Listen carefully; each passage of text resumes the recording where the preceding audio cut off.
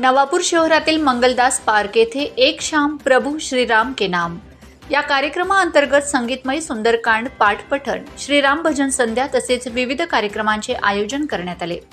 अयोध्येत 22 जानेवारी रोजी होत असलेल्या श्रीराम मंदिर लोकार्पण आणि श्रीराम लल्ला मूर्तींच्या प्राणप्रतिष्ठा सोहळ्यानिमित्ताने सर्वत्र जल्लोषात आनंदोत्सव साजरा केला जात आहे।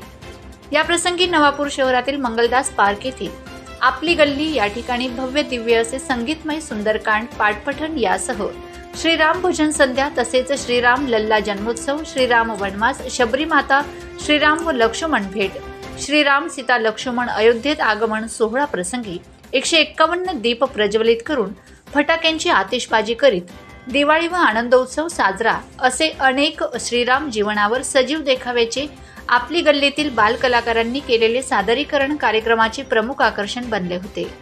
या कार्यक्रमानिमित्त भव्य प्रवेशद्वार, संपूर्ण परिसरात विद्युत रोषणाई, घरोघरी भगवा ध्वज, पताका लावण्यात आलेत।